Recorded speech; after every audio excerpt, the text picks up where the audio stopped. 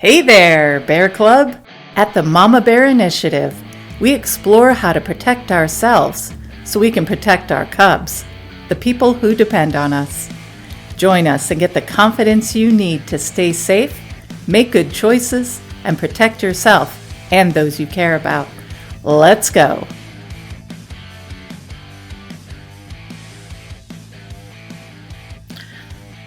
Hello, and welcome back to the Mama Bear Initiative podcast. I'm Stephanie Dunham. I'm Evelyn Mason. I'd like to thank Rochelle you for Knapp. joining us on this podcast episode. I think this is our first official recording of the new year. We were supposed to have done this, was it 2 weeks ago or a week ago? I think it was a week ago. January 6th. No, I think we were going to record it January 6th. No, it would be 2 weeks ago. Yeah, 2 weeks. But unfortunately, I got the flu. And then Rochelle got the flu. And so we had to wait. It was a kind of it was a kind of flu that, was kind of awful. Like I couldn't talk. My sinuses were completely stuffed. My throat was sore. I never had the fever. Whole bit, fortunately. But I had everything else. Yeah. And then Rochelle had to go and follow her sister's example and get sick. I must copy her. She is my big sister. I don't know why you'd want to copy me on that. Gotta learn where to draw the line, girl. Fair enough. Anyway, we're sort of still trying to figure out this video recording thing. It is what it is. I feel like one of the things we want to make sure we talk to people about is this idea of self-protection. We started out primarily working on self-defense. We worked together for quite a few years. We opened up classes that lasted a few years, which had marginal success, And when we kind of felt like we needed to give up on this whole idea of trying to teach people self-defense because it was not really going anywhere, we switched to this podcast to work on, saying things we feel like need to be said to convince people, especially women, for their need for self-defense. So we thought it would be interesting to talk about how we've each individually evolved into a self-protection mindset, where we started at, what we were like initially, what we learned, and how we've changed, and most importantly, why. We don't have very detailed notes about this. We're just kind of riffing off of these three ideas. We'll see what happens. We've never been this disorganized.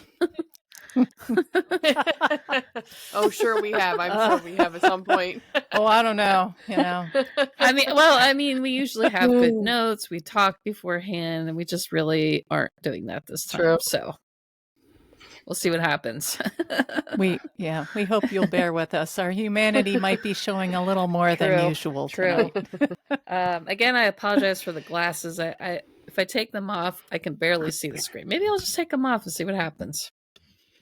Yeah. Okay. If I have to read something, I have to read something.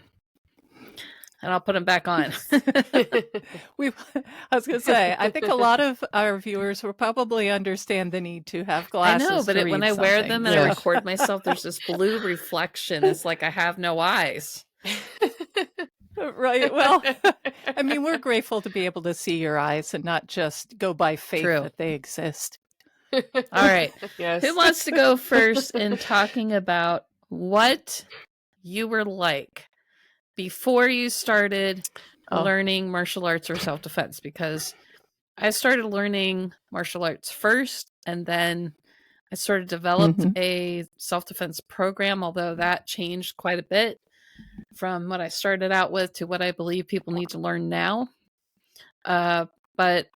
You guys have different journeys than me, so who wants to go first? All right. I guess I will. I've been thinking about this a lot. Today, and I started out in previous episodes. We talked about our upbringing was not the best, to say the least. It was very traumatizing and confusing, and just a lot was going on. And I grew up in a very distorted way of looking at the world. Yeah. When I became a young adult, I had no idea, because I grew up mostly in a small town, at least in my younger teen and adult years. I had no idea that I needed to protect myself from anything physical.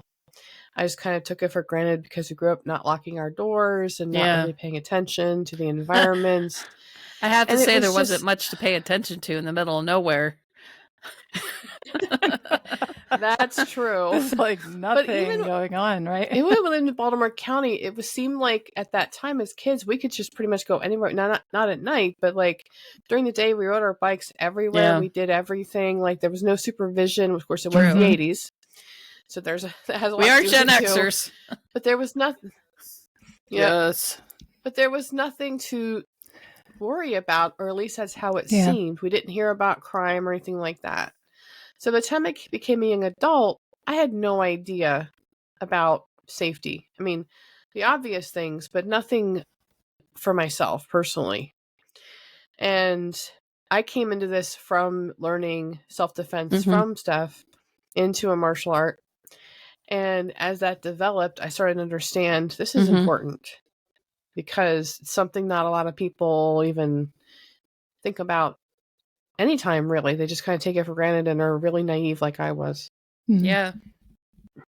I think, I feel like the sort of things I encounter are naivety, but also denial about how dangerous the world actually is. It's kind of strange to me when I'm posting online about like statistics or stories about sex trafficking, for example, how little response I get to that. It almost feels like people aren't interested in knowing the truth. I'm not sure what the issue is, but it happens so often, even here in Delaware. It's like, you know, because we work with Zoe Ministries in our state, and they made us aware of how prevalent it is, right? But here in our small college town, there's crime all the time. I mean, Clive was right. True. If you go to your local jail, you're going to find criminals, no matter where you are. Go figure. but you know, the interesting thing is that it seems like unless it happens to you, people aren't actually interested in thinking about it. Right. Yeah. Yeah, I think there's that desire to just pretend it doesn't exist because it's such an awful thing. You don't want it to be real. And if you don't have enough personal experience with it, it can just seem almost like watching the news is like watching a TV show, like a true crime or a crime show. Right. Yeah. You know, to actually let that idea come in that this is real, this is happening, and it could happen to me. It's a hard place to get to. It is. And I feel like, you know, after our conversation with Michelle in December, you know, we were talking about why women don't seem to be interested in learning self-defense. And it's partially, she said it was partially because women have abdicated their self-protection to men or significant others. Because I know not every significant other of a woman is a man. But maybe the other person in the relationship has a more aggressive attitude or something. I don't know that much about that sort of thing, but you know, if you are depending on someone else to take care of you, then you're not necessarily thinking about taking care of yourself. It's not as common. It's true. Yeah. Evelyn, did you want to talk next about what you were like? You did a reel today about this. I did. About being so highly distracted. Yes. I don't know how far back we want to go. Well, I was actually thinking more along the lines. The other that one works too. Yeah. But I'm not saying you have to talk about that. But it seems serendipitous that you happen to do those two today. Yeah. So with me, just briefly, I'm the youngest of three. My brother and sister always kind of looked out for me, especially my brother. And so I was able to pretty much rely on other people. You know, I was actually born very sick. I almost died. And so there's this idea of, you know, protect Evelyn. And so I didn't really have to protect myself. I always had somebody around that was looking out for me. Somebody picks on me. I tell my brother, he takes care of it, you know. And even into my marriage, you know, if you guys take a look at the reel that I did, that idea of he was going to protect me. So I didn't really think about protecting myself, with one exception. So I took a night class at college, and I was parked in a parking lot because I was a commuter. And I remember I would walk down to my car if I had to walk by myself, which I do not recommend. This is the late 80s, so, you know, whatever, false sense of security. But I would actually sing, and I'd be checking the bushes. And I thought, if somebody starts coming after me, I'm going to act like I'm completely bat dookie crazy, and maybe they'll run off. I kind of had a plan. I like how you call a word that doesn't have anything to do with the word poop or the other one, guano, bat guano. You called it dookie. That's great. But mostly, I felt very safe. Yeah. Right or wrong, somebody was either watching out for me, or, you know, that example, I kind of had a plan, but I didn't have any skills. Yeah. I mean, your personality, not your specific personality, but a person's personality does sort of play into this. Like, what are they thinking about? Are they thinking about self-protection, or are they thinking about having a good time? You know? Right. Yeah. We just want to be happy, right? And thinking about hard realities, that doesn't make you feel happy. True. You know, speaking of personalities, if you don't have anything else, I'll just talk about mine. Okay. Oh, go for I it. am the oldest of 4, which puts me in a special category. Now, I understand that not every eldest or firstborn is like me, but a lot of us are like this, that we watch out for everybody else. Anybody in their protection that we're taking care of, we're watching out for them and directing them and telling them what to do, and, you know, telling them how they're doing it wrong. You know. Yes. Rochelle knows firsthand.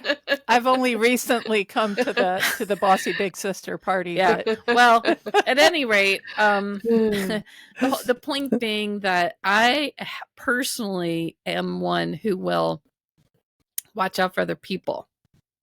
However, I found out through martial arts training that I wasn't necessarily interested in protecting myself. I had learned through certain kinds of abuse that resisting or fighting back, or, you know, talking back or saying anything at all, led to, you know, things that were said that were terrifying, or things that were done that were painful. So I developed a sense of, well, I guess this is happening, and I just went along with it. Yeah. And I you know, just didn't have it in me to protect myself. And which is ironic, considering that I so strongly want to protect other people. Right. But I think, you know, something that we talk about quite a bit, especially when we're starting out with a new group, that our belief is the beginning of true self-protection, true self-defense is valuing yourself. Yourself, yes. You're worth protecting. I had to develop that sense. It didn't start right away. It actually took time to develop. I imagine you guys had the same development I did. Oh, definitely. Oh, yeah.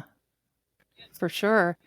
Yeah, because I know with me, when we first started doing this, I could get angry enough to fight back if I thought about somebody going after my kids. But me, it took a while to get there. Yeah. It took me about 3 years to be okay with hitting someone else. Being hit myself, took less time. But Mhm. hitting someone else took me about 3 years. And the way that we've done it in the controlled environment of sparring, when there was like a switch in my head, it wasn't like something. There was a development period, but when it happened, it just happened. And I was Yeah. suddenly okay with it. But it took me so long to finally feel comfortable enough to actually hit someone else, just in that controlled environment, because there's never been another instance where I've had to fight someone. Thank Right. goodness. Yeah. I wouldn't want to, but if I have to, I Right. will. Mm-hmm. But yeah, that wanting to protect myself, not wanting to hurt other people was such a battle for me, like even Yeah. in training. Yeah, I was, Rochelle, you were talking about that, and I was thinking about that video that I sent you guys today of a woman in the gym. Now, like a dummy, I Yeah. went and read the comments, and tons of people are like, oh, that's fake. She didn't really hit him. I don't really actually care that if it is or isn't fake. But the video was this Right. woman at the gym doing squats by herself, and some dude comes up and makes some comment about her butt. And then as she's squatting, he squats down behind her, puts his hands on her butt. She stands up, turns around, and clocks him 3 times in a row. And he falls down. Just That's the kind of mindset we need to have, in my opinion. Oh, I love that.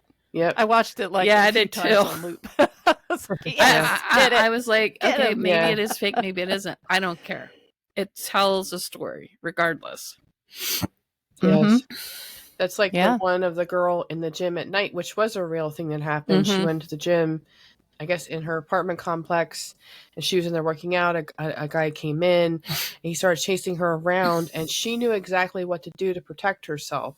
She got she benched between them, and then he grabbed her, and she just wailed on him, and like he chased her around, and she finally got free.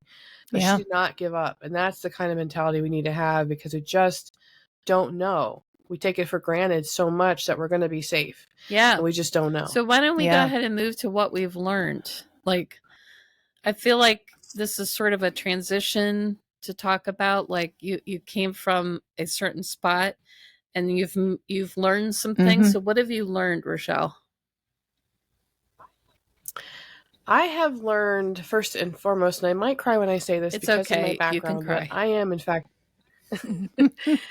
in fact worth protecting, and that is so significant to me.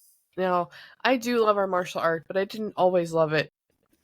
It took me a while to get there, but now that I do, and trying to convey this message to women, I have such a passion for that and wanting them to understand the importance of this, because so many don't. It's appalling to me how many women are so uneducated. Well, people in general really are so uneducated about this. But yeah, knowing that I'm worth protecting and I have the skills to protect myself, which I've had to use mental skills more than once to protect myself from a potential situation, seeing things other people don't see because of my training, things like that. Like, I see so clearly now that, yeah, you are worth protecting, and so are the people around you. Preventing any sort of problem, situation, if I can. It doesn't happen often, but it has happened to me a few times. Yeah. Evelyn, do you have something to share on that? Well, similar to Rochelle, it's taken me a while to internalize that I'm worth protecting. That I matter, that my life matters. It was like I had mentioned before, it was easy to see that about other people, other people in my life. But to be able to extend that grace to myself, I'm learning. I feel like I haven't fully learned, but I'm learning that I am important, that I do have something to give to this world in a way that I can do it. And I could say that to somebody else, but I still feel that. But what about you? Because I'm not any better or any worse than anyone else. And so in order to be able to tell others that, I have to believe it for myself. And I feel like I'm mostly there.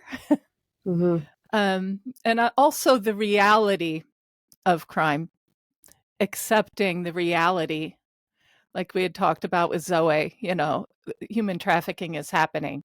Crime is happening. Even if I haven't experienced it yet, I still need to be prepared and just internalizing that and letting it be true.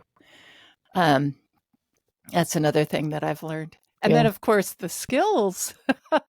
So, in our classes and when we've taught others, but also when we were learning ourselves, just simple wrist escapes and, ways that we can knock somebody off balance and ways that we can fall safely, run away. All of that has really helped to boost my confidence and continuing to learn and continuing to, practice what I'm learning. Yeah. That's all good stuff. I mean, what's interesting about you, Evelyn, is by the way you look and by the way you carry yourself, the sorts of things you're into, you don't look like a fighter necessarily, right? You look like it's true. The average mom, sometimes I see women who are into whatever martial art they're into, and they kind of look like they're into it, like their physicality is such that, they're very strong and confident and like big. Yeah. Not fat or anything, just kind of muscly. Yeah, just kind of muscled. But they, because they've been practicing for so long, they developed all of that.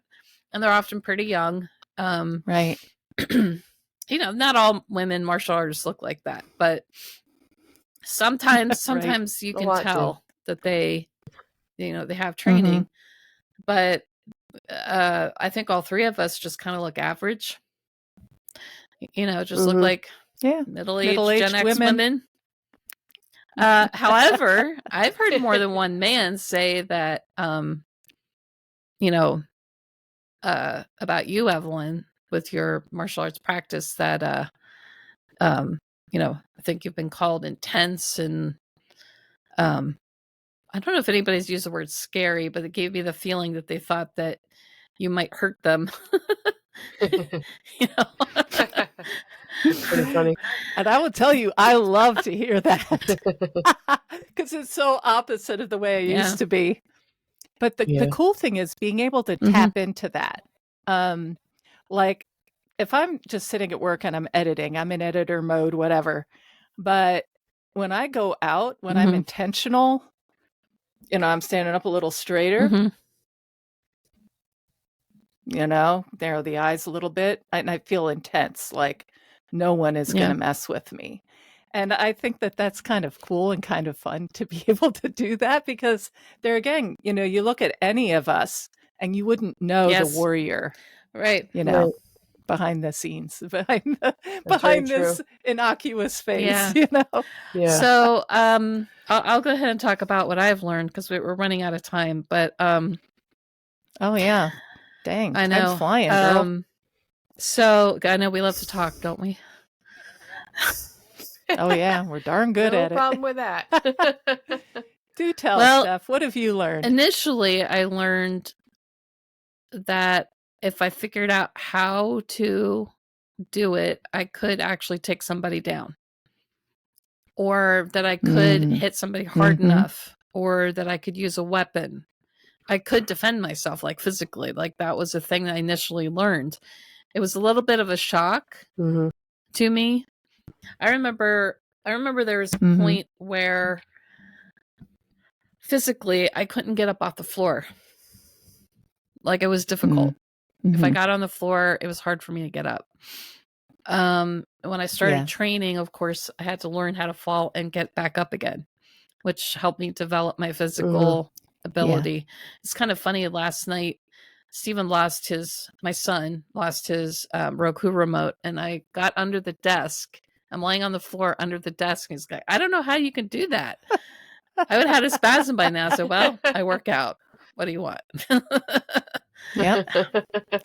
I mean, anyway, that little bit aside.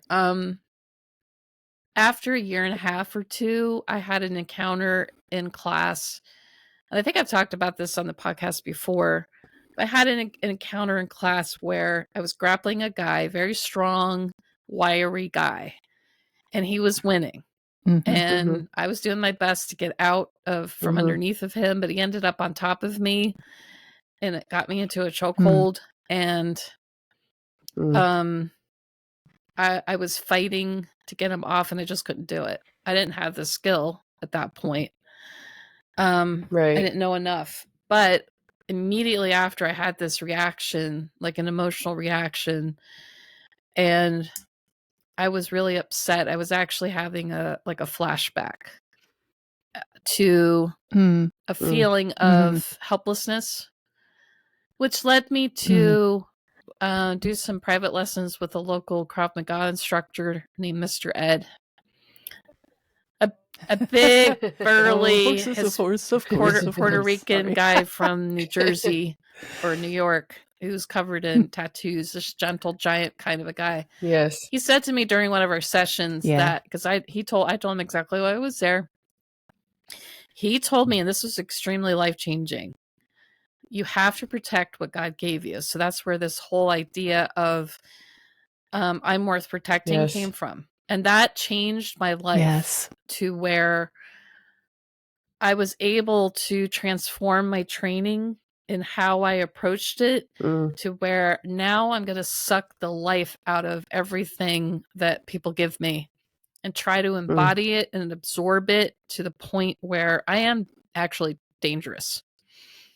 And, that's what I've been working towards for the last, 8 or 9 years, because this year is my 9th year in training. And as I'm going to teach other people to be dangerous. But I learned that, and I guess we all kind of learned the same lesson.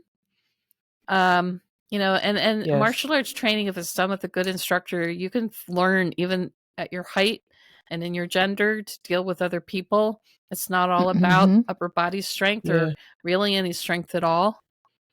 They're really not. Right. None whatsoever, really. So I've learned quite a lot since then, and I'm very thankful for all of the things that I've learned. So let's go ahead and move to the last question. I got to put my glasses on. How have we changed and why? So we'll just keep going in the same order. Rochelle, if you want to go ahead. Yeah, sure. I'd say the most significant way I've changed is to not be afraid of everything. That encapsulates everything that I've learned up until now. When I started back in 2019, I think it was, with the self-defense, or maybe it's 2018, eventually moving into martial arts. Because I was afraid of literally everything. I was afraid of pain. I was afraid of my own shadow, honestly. Like, that's no exaggeration. I would not say I've arrived, but I definitely have a different outlook now in terms of what I'm capable of doing. And the next step I'm going to is working with someone to help me get in better shape to be able to do more things, because I love the martial art that we do, and 2, because I want to be able to protect myself and anybody else that needs it, because that's where my mind is now. It used to not be there, but now it is. Like, I can tell people things, even if I never have to physically protect someone. If I can tell someone something that helps them think differently, that's enough for me. That's enough for me to be able to give them a different perspective, a different way of looking at their life. Yeah, that's good. Thank you. Evelyn? Yeah. So, I've learned a lot. But I think one of the biggest things that I've learned is to not let fear dictate my actions. I feel like there again, I'm still learning, because before, my go-to was always, if I felt scared, I let it paralyze me, and then I wouldn't act, and I wouldn't do the right thing, and then I'd feel ashamed, and then I would be afraid I was going to mess up again, and so then again I would get paralyzed. And if we're going to defend ourselves, We True. can't be paralyzed. Right. So in our training, learning how to feel the fear, but press through, figure out what's true and what isn't, because fear lies. And, learning to not just believe my fears, but to go, you know what? I have skill. I have training. I've survived this long. Right. I'm going to learn this. And, I wish I could say that the fears have gone away, that I feel all confident and, I've learned how to. Some days I do feel confident, but more times than not, I'm still scared. But to be able to go, okay, I feel afraid, but I can still do what I need to do. And so I feel like that's just part of my training. I know for my last Q level test in our martial art, for almost the entire test, and even preparing for the test, the days leading up to it, I just felt continually terrified. And I thought, how many times have I tested? Why am I scared to death? But to be able to get to a place where I could still think things through while feeling terrified. Yeah. And then actually doing well on the test while continuing to feel terrified during the test, except for one beautiful little segment with some of the sword things that I was doing. It felt like a huge victory when I did pass. And when Sensei handed me the, I was going to say the diploma. That's effectively what it is. I was like, don't cry, warrior face, warrior face. So I would say that's the biggest thing that I've learned, and I'm continuing to learn right now. So what I've learned and why, I think for myself, the idea of protecting what God gave me developed into this sense of responsibility. I've learned that I'm responsible to take care of myself, that it's not up to anyone else, not even my husband. Now, my husband, of course, is protective. Like, he's not abdicating that to me necessarily. But he's not always with me. So I have to think about what to do when I'm by myself, when I'm out in public. But even if we are together, let's say he gets hurt, I have to know what to do. Right? And I can rely on him to some degree for protection when we're together. He takes care of security around our house. Like, we have to follow his rules about it. But I have to know what to do for myself. And of course, if I'm with someone, like going back to the thing I talked about at the beginning as a firstborn eldest person, if I'm out with people, I'm watching out for them. And if something happened, I might end up decking someone. I could never have imagined myself doing that, 10 or 11 years ago, to be honest. I was too afraid. But I've learned that, if I pay attention to my teacher, if I follow the principles of our art, if I learn about body mechanics, if I put effort into training, that I can do what I need to do. Like, I feel certain that I'd be able to deck someone if I had to, even if it was a big, tall, heavy guy. Like, I feel certain I could do that. And because it's not because I have an imagination and I am getting wild with it. It's because I've spent time doing just that. And I've experienced it. I'm sure Rochelle has too. I mean, we're holding the pad, you're demonstrating something and you're coming in like a freight train, and that is no lie, like all this power. And I'm thinking, what if she was giving all of it? True. I'm usually holding back. So there's a quick little aside. She does it so casually, like it's no big deal. We're like dying. Well, fortunately, she usually warns us so we don't end up on the floor. But I do mitigate the power for your guys' sake. Let's just put it that way. Yeah. We appreciate But it. I know how far I can take it. And that's one of the things I've learned. Yeah. You know? Yeah. I've also learned about this sort of, I think you mentioned a sense of warriorhood, like, you know, just having this sense about me of, yeah, I'm going to take care of myself. Yeah, I'm going to take care of these people with me. Yeah, I'm going to defend and protect. That's right. Yeah, of course. Like, not 10 years ago, I wouldn't have said that. I would have been like, my husband will take care of everything. Yeah. I'm fine. I'll go over here. I'll run Yeah. away. You and me both, sister. Okay.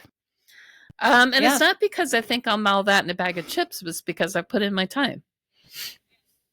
You know, I've done the training. I've been thrown on the floor. I've thrown other people on the floor. I've hit things. I've hit people. Twisted elbows and knees. Yeah, and learned all the joint joint manipulation, all that. I might end up getting hurt shoulders. or whatever, but I'm gonna go with it with all my gusto. If I'm going down, I'm going down, and you're gonna hurt. Tell you what, I would pity the fool. Gen X reference. If you know, you know. Seriously, though, I wouldn't want to tangle with you. I mean, for reals, we've grappled before, but anyway, I mean, I'm not trying to brag or anything about. I'm just saying that what I've learned is I can take care of myself. And what I've learned is, even though I'm a woman, even though I'm 5'4", even though I weigh what I weigh, I feel like I could take care of myself if I had to, and other people. Yes. And I've also learned that, you know, I have value. And I'm still kind of working on that a little bit, but in the sense of recovering from trauma through PTSD, you know, recovery and therapy or whatever. But, you know, I'm starting to develop that sense. I'm starting to develop the sense of, I have value. I have worth. I have something to add to the world. You know, that it doesn't come easy for most people, especially people who've been traumatized. So I think what we want to say to everyone around us, if you're listening to this podcast, is you don't have to join a martial art. If there's a local self-defense program, that's true.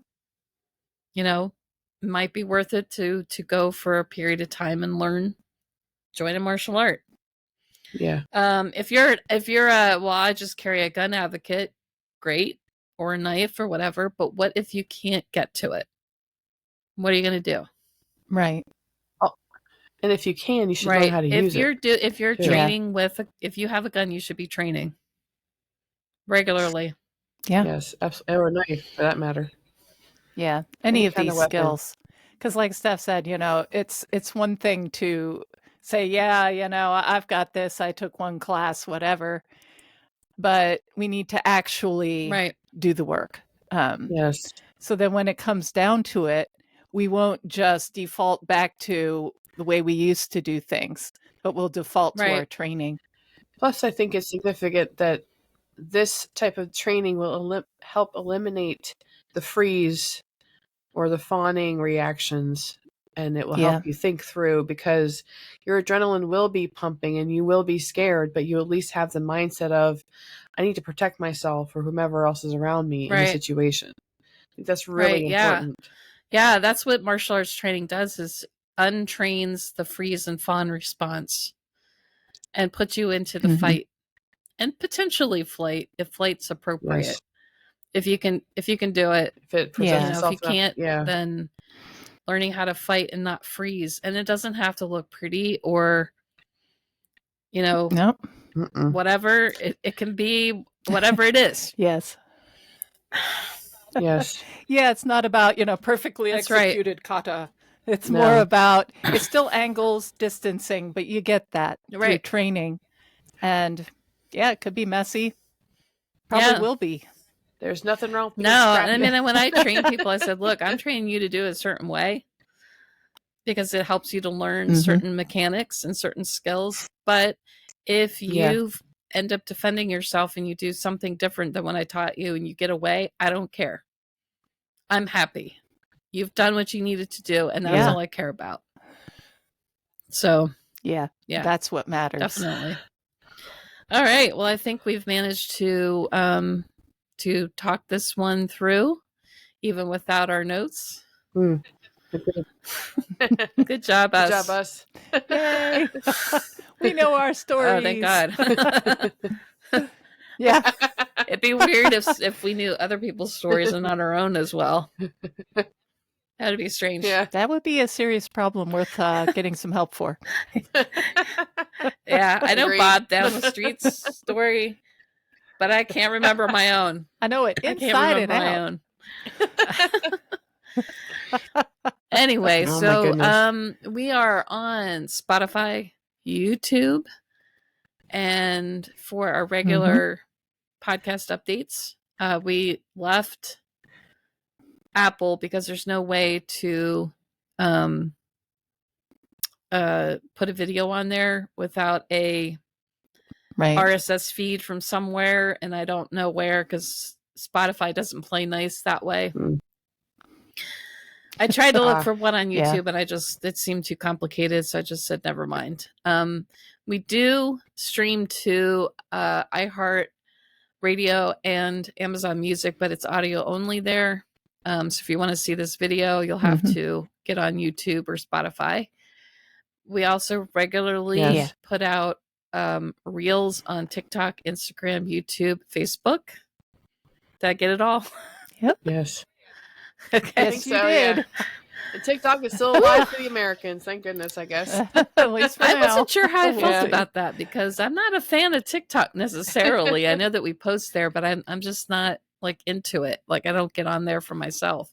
Right. And I was like, oh well. And then it came back and I'm like, what the heck happened? I'm so confused. Like how did they get around the law? I don't understand. Anyway, so share this podcast with someone. Share it. Yeah. Leave us a message, but be nice. Please. Be respectful. We've been laughed at. We will delete trolls. We've been laughed at. We've been told given detailed critiques, and that's how you know you're getting attention. You kind of get negative attention too. And then we got a really nasty message on a reel that told us basically to get over it. When I was talking about the holidays, I'm like, that is so rude. Yeah. Delete. Like, why was it necessary to say that? This is my journey. This is my story.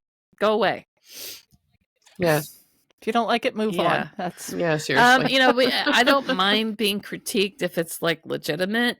But we are just sharing our stories, sharing our opinions.